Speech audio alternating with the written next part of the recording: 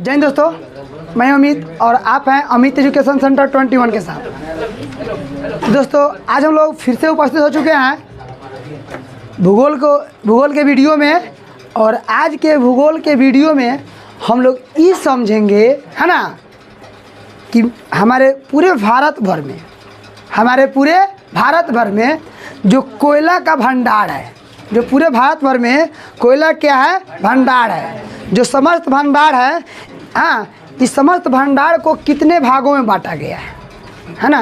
यानी आपसे एग्जाम में पूछेगा कि समस्त भारत में, है ना, जो कोयला है उस कोयला को कितने भागों में बांटा गया है। इस तरह क्वेश्चन अगर पूछता है ना, तो जवाब ये लिखेंगे, ठीक है ना। तो सबसे पहले ये बता देने से पहले हम आपको यह बता देना चाहते हैं, यह जो चैप्टर हम लोग पढ़ रहे हैं, यह दोस्तों चैप्टर हो गया आपका, है ना, शक्ति संसाधन, है ना, का प्रश्न यहाँ हम लिखे हुए हैं। और शक्ति संसाधन में हम लोग ये पढ़ लिए हैं शक्ति क्या है, उसके बाद में शक्ति संसाधन के स्रोत पढ़ लिए हैं, उसके बाद में कोयला क्या है, इसके कितने प्रकार है, ये पढ़ लिए हैं।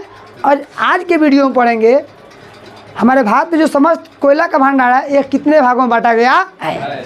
तो देखिए दोस्तों, सबसे पहले कहेगा कि भूगर्भिक के दृष्टि से भारत के कोयला भंडार को कितने भागों में बांटा गया है।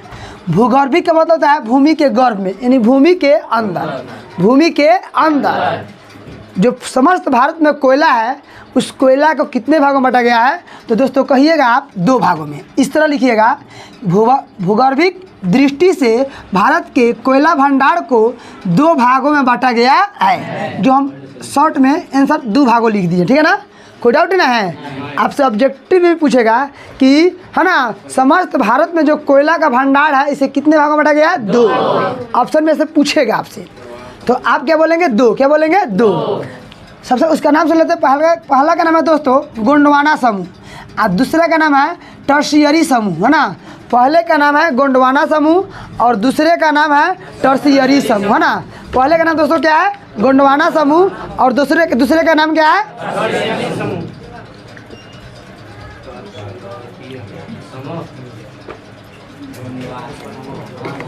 ठीक है ना।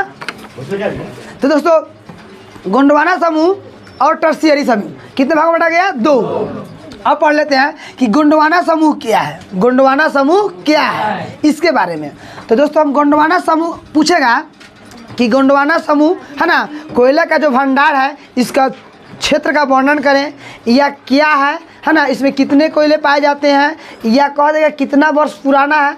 ऐसे गोंडवाना समूह से क्वेश्चन आते हैं, अगर लिखा हुआ है तो इतने आपको जवाब देना पड़ेगा। इतना जवाब अगर दे देते हैं तो इसका आंसर हो जाएगा। तो दोस्तों समझते हैं गोंडवाना समूह, यह गोंडवाना जो समूह है किसके बारे में, कोयला के बारे में। किसके बारे में पढ़ा है, कोयला के बारे में। तो इसमें लिखिएगा इस समूह मतलब गोंडवाना समूह में भारत के 96% कोयला का भंडार है। कितना परसेंट, 96%, यानी 96% जो कोयला का भंडार है भारत के, है ना, वह गोंडवाना समूह में। किस समूह में है, गोंडवाना समूह, है ना। उसमें लिखेंगे कुल उत्पादन का 99% भाग कोयला इसी समूह से प्राप्त होते हैं। मतलब भारत में जितना सारा कोयला है ना, उसका 99% भाग इसी से कोयला प्राप्त किए जाते हैं। किससे प्राप्त किए जाते हैं, गोंडवाना समूह। कितने परसेंट, 99%। अच्छा, इसका भंडार कितना परसेंट है, गड़बड़ मत कीजिएगा, है ना। कहिएगा भारत में 96% कोयला का भंडार है गोंडवाना समूह का। किसका, गोंडवाना समूह। कोई दिक्कत नहीं है। और इसमें उत्पादन कितना करता है, यह कोयले के निर्माण में 20 करोड़ वर्ष पूर्व हुआ। मतलब इस कोयला का निर्माण 20 करोड़ वर्ष पूर्व, यानी गोंडवाना समूह कोयले का निर्माण 20 करोड़ वर्ष पहले हुआ है। अब ये रहा आपका ऑब्जेक्टिव। यहाँ से तो ऑब्जेक्टिव बनना तय है, यहाँ से दोस्तों ऑब्जेक्टिव बनना क्या है, तय है ना। पूछेगा गोंडवाना समूह कितने वर्ष पूर्व बना था, 20 करोड़ वर्ष। 20 वर्ष नहीं, 20 करोड़, करोड़ करोड़ करोड़, यहाँ पे करोड़ देखिए, करोड़ लिखा हुआ है। 20 वर्ष भी रहेगा, 200 वर्ष भी रहेगा, है ना। अब सीधे रहेगा 20 लाख वर्ष, तो 20 करोड़ कथी मारेंगे, 20 करोड़। और बहुत सारे बच्चे यहीं पे कंफ्यूज कर जाएंगे, करोड़ नहीं मारेंगे, सीधे 20 पहले ऑप्शन में रहेगा, 20 वर्ष, 20 वर्ष मारकर चले जाएंगे। तो दोस्तों कितना आंसर होगा? 20 करोड़। गोंडवाना समूह का है ना जो कोयले है उसका निर्माण कितने वर्ष हुआ? 20 करोड़। इस समूह में पाए जाने वाले कोयला जो है यानी गोंडवाना समूह में जो कोयला पाए जाते हैं यह 4 नदी घाटियों से प्राप्त होता है। कितने नदी घाटियों से? 4। यानी गोंडवाना समूह से कोयले कितने नदी प्राप्त होते हैं? 4। पहले समझ लेंगे दामोदर घाटी, सोन घाटी, महानदी घाटी, बरगा दामोदर घाटी, ये सब नदी है। सब क्या है? नदी है। इन नदियों से कोयले को प्राप्त किए जाते हैं। तो आपके मेन टॉपिक क्या है? कहेगा गोंडवाना समूह के कोयले को है ना मतलब वर्णन करें या क्या है, इसे क्या समझते हैं, गोंडवाना लगा दिए तो आप यहाँ से इस पॉइंट को लिख देंगे, आपके इस समूह का आंसर क्या हो जाएगा? बनकर तैयार हो जाएगा। कोई दिक्कत? तो ये तो हो गया गोंडवाना। अब इसका दूसरा भाग पढ़ लेते हैं, टर्शियरी समूह। क्या पढ़ लेते हैं? टर्शियरी समूह। टर्शियरी समूह है ना, ये भी एक क्या है? इसका दूसरा भाग क्या है? दूसरा। यानी पूरे पृथ्वी जितने कोयला था उस कोयले को कितने भाग बांटा गया? 2। एगो गोंडवाना, एगो टर्शियरी। तो गोंडवाना के बारे में हम लोग जान लिए। अब किसके बारे में जानेंगे? टर्शियरी। टर्शियरी जानते हैं हाँ पूरे भारत में। गोंडवाना समूह के बाद यानी गोंडवाना समूह के बाद इस समूह का निर्माण हुआ, यानी टर्शियरी समूह के कोयले का निर्माण हुआ। यानी जब गोंडवाना समूह का निर्माण हो गया ना उसके बाद में टर्शियरी समूह के कोयले का क्या हुआ? निर्माण हुआ, है ना। अब देखिए 96% है यहाँ, तो यहाँ से कितने कोयले प्राप्त होते हैं? 4%। टर्शियरी समूह से कितने प्राप्त होंगे? 4%। टर्शियरी समूह से 4% और गोंडवाना समूह से 96%। कोई डाउट है ना है? और इस कोयले के निर्माण यानी मतलब यह कोयला जो कितने वर्ष पुराना है? 5.5 करोड़ वर्ष पुराना है। अब देखिए 5.5 करोड़ वर्ष क्या है? पुराना है।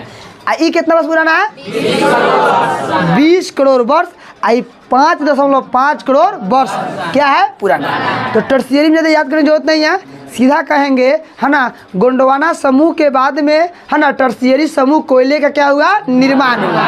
और इसमें 4% कोयले क्या होता है? भंडारण है। कितना परसेंट? 4%। छूट गया है ना। और यह कोयला कितना वर्ष पुराना है? 5.5 वर्ष पुराना है। अब करोड़ वर्ष। थैंक्स। यानी आपसे पूछ दिया जाएगा कि कौन समूह 5.5 करोड़ वर्ष पुराना है, तो ऑप्शन क्या देंगे? टर्शियरी। क्या कहेंगे? टर्शियरी। और यह कोयला जो है, यह कोयला असम में और अरुणाचल प्रदेश में, मेघालय में, नागालैंड में मिलता है मात्र। यानी टर्शियरी कोयले का समूह जो है आपको असम में मिलेंगे और कहाँ मिलेंगे? और नागालैंड। यहाँ से इन कोयलों को प्राप्त किया जाता है। असम से किस कोयले प्राप्त किया जाता है? टर्शियरी में कितने कोयले का भंडार है? 4%। और यह कितना वर्ष पुराना है? तो उम्मीद करते हैं कि आपको दोनों बातें समझ में आ गया होगा। यानी कभी भी कहेगा कि भूगर्भिक दृष्टि से भारत के कोयले के भंडार को कितने भागों में बांटा गया वर्णन करें तो 2, इसको लिख देंगे, आपके प्रश्न बनकर क्या हो जाएंगे? तैयार। तो उम्मीद करते हैं कि आपको इतनी बातें समझ में आ गया होगा। अब हम लोग आगे चलते हैं, ठीक है ना। तो दोस्तों आगे हम लोग पढ़ते हैं पेट्रोलियम। दोस्तों आपके एग्जाम में पूछेगा कि पेट्रोलियम शक्ति संसाधन क्या है। चाहे ये पूछ देगा कि पेट्रोलियम जो खनिज पदार्थ है इससे कौन कौन से है ना पदार्थ बनाए जाते हैं। चाहे ये पूछ देगा कि पेट्रोलियम जो पदार्थ है यह कहाँ मतलब निकाले गए हैं, पहली बार कहाँ निकाले गए हैं पेट्रोलियम पदार्थ, है ना। यह कैसा पदार्थ है? तो ये कच्चा पदार्थ है। कैसा पदार्थ है? कच्चा पदार्थ। यानी पेट्रोलियम के बारे में पूछेगा तो आप लिखेंगे ऐसे नहीं लिखेंगे, हम तो आपको याद करने के लिए ऐसे लिखे हैं। अब इसको सुनेंगे कि कैसे इसको याद रखना है। पेट्रोलियम चला है कि पेट्रोलियम शक्ति संसाधन क्या है, इसका उल्लेख करें या चर्चा करें या वर्णन करें। अगर ऐसे पूछता है तो आप लिखेंगे कि पेट्रोलियम जो है शक्ति के समस्त साधनों में सर्वाधिक महत्वपूर्ण एवं व्यापक रूप से उपयोगी साधन है। क्या है? उपयोगी। यानी पेट्रोलियम जो शक्ति जो है साधन है यह हमारे लिए व्यापक रूप से, व्यापक कहें तो बहुत विस्तार रूप में क्या है? उपयोगी है। उपयोगी है कि नहीं है? जैसे मान लीजिए हम लोग यहाँ से कहीं जाते हैं तो बोलिए गाड़ी लेते हैं ना, तो गाड़ी में तो चलने के लिए ईंधन चाहिए, पेट्रोल चाहिए। अगर वो 4 चक्का है तो डीजल चाहिए, है ना। यानी कुछ ना कुछ तो ईंधन चाहिए। अगर वो चलेगा तो कथी चलेगा? ईंधन तो चलेगा। तो यह क्या है? यही पेट्रोलियम के बारे में हम लोग क्या करना है? पढ़ना है। और अब मेरे लिए क्या है? उपयोगी साधन है। मोटरसाइकिल उपयोगी साधन ही साधन है, उस पर पेट्रोल चाहिए, है ना। तो अभी पेट्रोलियम का मतलब ये होता है कि इसमें बहुत एक कच्चा पदार्थ है। पेट्रोलियम जो है कच्चा पदार्थ है। जब इसको धरती से खोद कर निकाला जाता है ना, जब धरती से खोद कर निकाला जाता है तो इससे बहुत प्रकार के, है ना, मतलब अलग अलग पदार्थ को बनाए जाते हैं। बहुत प्रकार के अनेक चीज़ें बनाई जाती है। तो वही बताया गया है कि पेट्रोलियम शक्ति के समस्त साधनों में सर्वाधिक महत्वपूर्ण, मतलब महत्वपूर्ण भी है और व्यापक रूप से क्या है, उपयोगी क्या है, साधन है। कौन उपयोगी साधन है? पेट्रोलियम, है ना। और कहा गया है कि पेट्रोलियम शक्ति के स्रोत के साथ साथ अनेक उद्योगों का एक कच्चा माल भी है। कच्चा माल कहें तो देखिए, कच्चा माल को समझने का मतलब ये होता है, जैसे एग्जाम्पल के तौर पर हम बात करते हैं। अगर एग्जाम्पल के तौर पर बात करें कि अगर कोई चीनी मिल है ना, तो चीनी मिल कैसे चलेगा? चीनी मिल का कच्चा माल क्या होगा, तेरे बताएंगे थोड़ा, ईख। अगर ईख नहीं देंगे तो क्या हुआ, चीनी मिल चलेगा नहीं। तो बहुत जैसे फैक्ट्रियों का यह पेट्रोलियम जो है यह क्या है, कच्चा माल है। क्या है? कच्चा माल। अब देखिए इन पेट्रोलियम पदार्थों से क्या क्या बनाए जाते हैं। इन पेट्रोलियम पदार्थों से क्या क्या बनाए जाते हैं। तो देखिए इन पेट्रोलियम पदार्थों से गैसोलीन, डीजल, किरासन तेल, स्नेहक का मतलब गिरीश, कीटनाशक दवाएं, पेट्रोल, साबुन, कृत्रिम से प्लास्टिक आदि बनाए जाते हैं। अब बोलिए, जिन फैक्ट्रियों में साबुन का निर्माण हो, किसका निर्माण हो, साबुन का, अगर उसमें पेट्रोलियम पदार्थ नहीं दे तो क्या उसका उद्योग चल पाएगा? नहीं। बैठ जाएगा ना। तो साबुन बनाने के लिए यहाँ पे इसका कच्चा माल क्या होगा, पेट्रोलियम पदार्थ, है ना। तो इसीलिए कहा गया है कि पेट्रोलियम शक्ति जो है यह अनेक उद्योगों क्या है, कच्चा माल है। क्या है? कच्चा माल। मान लीजिए गिरीस बनाना है, क्या बनाना है, गिरीस। तो गिरीस बनाना है तो गिरीस बनाने के लिए पेट्रोलियम पदार्थ चाहिए नहीं चाहिए? तो पेट्रोलियम पदार्थ अगर नहीं होगा तो क्या गिरीस बन पाएगा? नहीं। थोड़ा मुश्किल होगा, अनेक और पदार्थ से तो बनने करेगा, लेकिन अगर इसको नहीं देते बन पाएगा? नहीं बन पाएगा। तो बोलिए कच्चा माल हुआ कि नहीं हुआ? तो कहेंगे यह शक्ति स्रोत के साथ साथ अनेक उद्योग के कच्चा माल भी है। कौन कच्चा माल है? हाँ। तो आपसे पूछेगा कि पेट्रोलियम से क्या क्या बनाए जाते हैं, तो कहेगा, आप कहेगा गैसोलीन, डीजल, किरासन तेल, स्नेहक, कीटनाशक दवाएं, पेट्रोल, साबुन, कृत्रिम रेशे और प्लास्टिक इत्यादि चीज़ों क्या कहते बनाए जाते हैं। अब बोलिए, अगर पेट्रोलियम पदार्थ को अगर हम नहीं निकालें, नहीं प्राप्त करें, तो क्या इतना सामान हमें जल्दी मिल पाएगा? नहीं। क्या ये बन पाएगा? हाँ। अब बनाने के लिए इन सामानों को थोड़ा मुश्किल तो हो जाएगा, है ना, लेकिन जल्दी तो बन नहीं ना पाएगा। तो इनको बनाने के लिए पेट्रोलियम पदार्थ की आवश्यकता है कि नहीं है ना। अब चलेंगे आगे, देखते हैं। भारत में पेट्रोलियम और प्राकृतिक गैस का कुल भंडार 17 अरब टन है। कितना टन है? 17 अरब टन। कितने टन? 17। यानी प्राकृतिक और पेट्रोलियम गैस का भंडार भारत में 17 अरब टन है। कितने टन है? 17 अरब। कितने अरब टन है? 17 अरब। किस चीज़ का इतना है? पेट्रोलियम और प्राकृतिक गैस। पेट्रोलियम और अब देखिए, जो यह पेट्रोलियम कहाँ से आता है, तो यह पेट्रोलियम ज़मीन के अंदर से आता है। जब ज़मीन के अंदर से आता है ना, तो इसमें बहुत सारी चीज़ों का मिश्रण होता है, बहुत सारे। तो उसको रिफाइनरी का मतलब होता है कि छांटते हैं ना, यानी उसका अलग वर्गीकरण किया जाता है। उससे करके अनेक प्रकार के वस्तुएं प्राप्त बनाए जाते हैं। यानी जब ज़मीन के अंदर से निकालते हैं तो ये थोड़े है कि कल चलानी है, पानी निकाल कर पी लेनी, ऐसे नहीं होता है।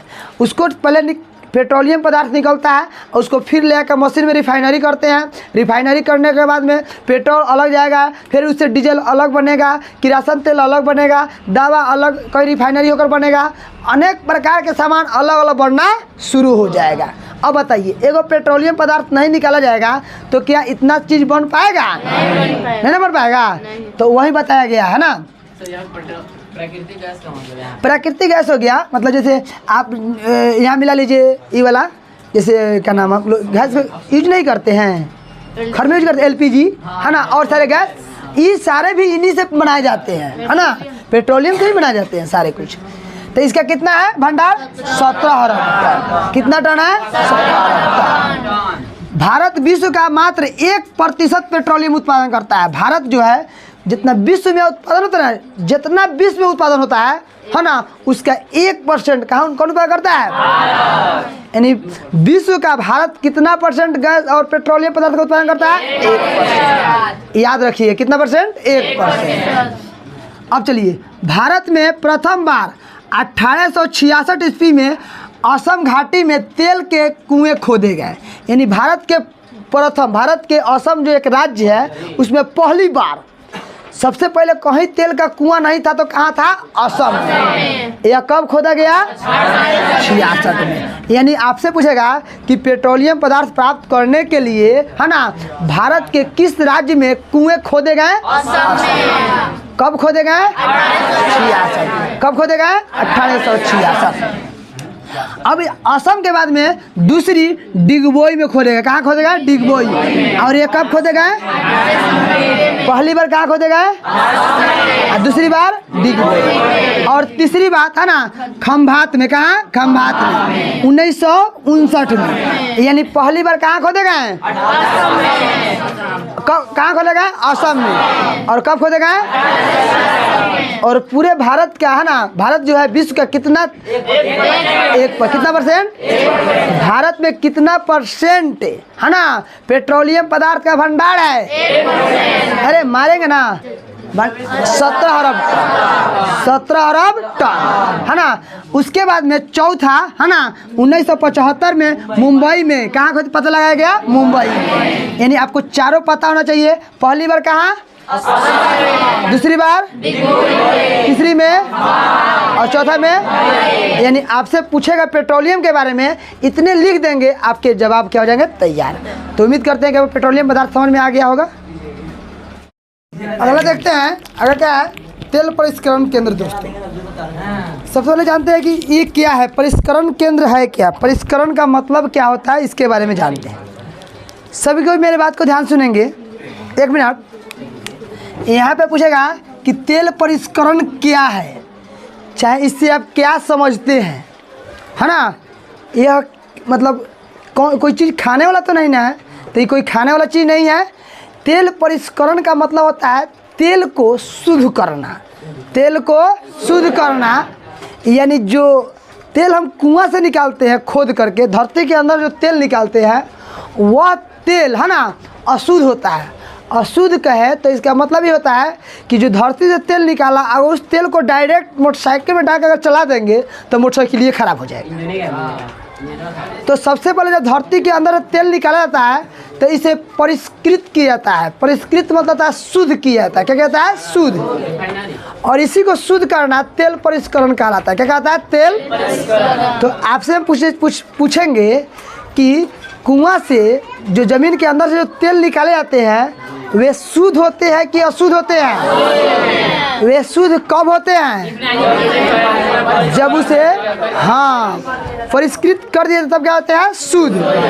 और जब परिष्कृत किए जाते हैं ना, जब परिष्कृत किए जाते हैं तो इससे पेट्रोल अलग बन जाता है, किरासन तेल अलग बनता है, डीजल अलग बनता है, स्नेहक यानी अनेक प्रकार के वस्तुएं बन जाते हैं। अगर हम परिष्कृत नहीं करेंगे तो क्या इतनी वस्तुएं बन पाएगा? नहीं। क्या वह पेट्रोलियम पदार्थ हमारे काम में आएगा? नहीं ना आएगा। और जब नहीं आएगा तो क्या हमें सुविधा मिल पाएगा? नहीं। तो इसीलिए परिष्करण जरूरी है कि नहीं जरूरी है? तो वो कहाँ है, कितने हैं, इसके बारे में जानते हैं ना। दोस्तों हम सबसे पहले यहाँ पे लिखे हैं तेल परिष्करण, है ना। तो लिखे हैं कुओं से निकाला गया कांचा तेल। कांचा तेल इसलिए कहते हैं क्योंकि इससे बहुत सारे पदार्थ बनाए जाते हैं। कांचा तेल का मतलब होता है इससे बहुत सारे सामान बनाए जाते हैं। वे पदार्थ, सुनिए, कांचा का मतलब समझिए क्या होता है। वे पदार्थ जिनसे अनेकों वस्तुएं बना सकते हैं उसे कच्चा पदार्थ क्या कहते हैं? कच्चा पदार्थ। तो इसे कच्चे पदार्थ तेल न कहेंगे। यह अपरिष्कृत एवं अशुद्ध होते हैं। यानी कुआं से जो तेल हम निकालते हैं वह अपरिष्कृत एवं क्या होते हैं? अशुद्ध होते हैं। अब इस तरह ऑब्जेक्टिव में आएगा, कुएं से निकाला गया तेल डैश और डैश होते हैं। ऑप्शन में रहेगा अपरिष्कृत, अशुद्ध, इनमें से दोनों, है ना, इनमें से कोई नहीं। तो क्या मारेंगे? इनमें से दोनों। पेट्रोलियम कैसा पदार्थ है? कच्चा है कि क्या है? ओके, कोई दिक्कत नहीं होता है। इसके उपयोग करने के पूर्व, पूर्व के मतलब होता है पहले, मतलब इस पेट्रोलियम पदार्थ के उपयोग करने के पहले तेल शोधक कारखाना में, तेल शोधक मतलब होता है जहाँ पे इसे रिफाइनर यानी क्या करते हैं, परिष्कृत किए जाते हैं, वहाँ पे परिष्कृत किए जाते हैं। यानी इसको उपयोग करने से पहले हम जो मोटरसाइकिल में तेल डालते हैं, इसके डालने से पहले ही कहीं ना कहीं परिष्कृत किए जाते हैं, यानी इसको शुद्ध बनाए जाते हैं। ओके, तो वो कहाँ बनाए जाते हैं इसके बारे में, है ना, ध्यान देंगे। परिष्कृत करने के बाद यानी जब कच्चा तेल निकलता है, इसको परिष्कृत करने के बाद डीजल बनता है। क्या बनता है? डीजल, पेट्रोल, किरासन तेल, स्नेहक पदार्थ, दवाएं, अन्य वस्तुएं प्राप्त होती है। अगर स्नेहक अगर हम परिष्कृत नहीं करें तो क्या इतनी वस्तुएं बन पाएगा? नहीं। क्या जो कुआं से तेल निकाले हुए मेरे काम में आ पाएगा? नहीं। तो परिष्कृत जरूरी है, जरूरी है, एकदम क्या है, जरूरी है। दोस्तों, इसके पहले वाले वीडियो में बताए थे कि सबसे पहले तेल कहाँ से खोद कर निकाला गया था, और वह निकाला गया था 1866 में। याद रखें दोस्तों, 1866 में, है ना, कुआं से, असम के कुआं से तेल खोद कर निकाला गया था, ठीक है ना। लेकिन यहाँ देखेंगे 1901 में, है ना, तेल शोधक कारखाना असम के डिगबोई में स्थापित हुआ। देखेंगे निकाला गया था असम में, मतलब कुआं से हम तेल निकाल लेनी, तेल कुआं से निकाल लेनी 1866 में। लेकिन एक के शुद्ध कल गेल, है ना, शुद्ध करे के कारखाना 1901 में बैठावल गेल। हमारा बात नहीं समझ आ रहा है। हमारे कहने का मतलब ये है कि तेल को 1866 में निकाल लिए और ये कहाँ निकाले? आसाम में निकाले। लेकिन क्या वह शुद्ध था? लेकिन उसको शुद्ध किया गया। तो शुद्ध कहाँ किया गया? तो आसाम के डिगबोई में ही शुद्ध किया गया, आसाम के डिगबोई। कंफ्यूजन नहीं ना है? तेल पहली बार कहाँ निकाला गया? असम में। कब निकाला गया? लेकिन इसे शुद्ध कब किया गया और कहाँ किया गया? डिगबोई। हाँ, अब हड़बड़ा के मत मार दे, पूछ देगा कि प्रथम बार तेल का परिष्कृत केंद्र कहाँ खोला गया? कहाँ? असम के। अब पहली बार तेल कहाँ निकाला गया? कब निकाला गया? ये क्या है? यानी तेल परिष्कृत करने का कारखाना है, तेल को शुद्ध करने का क्या है? कारखाना। कहाँ बैठा गया? कोई दिक्कत नहीं ना है? यानी यहाँ सबका एक डाउट क्लियर हो गया। कभी कोई पूछेगा कि 1901 में क्या किया गया था, तो कहिएगा 1901 में असम के डिगबोई में जो कच्चा तेल निकलता है, इस तेल को, है ना, मतलब परिष्कृत करने का कारखाना बैठाया गया था। परिष्कृत करने से क्या फायदे हैं आप लिख सकते हैं ना। आगे देखते हैं। और दूसरी, पहली तो डिगबोई में हो गया, और दूसरी 1954 में मुंबई में स्थापित हुआ। कहाँ स्थापित हुआ? मुंबई में। पहली बार कहाँ स्थापित हुआ? पहली बार असम के कहाँ, कब? और दूसरी बार कहाँ?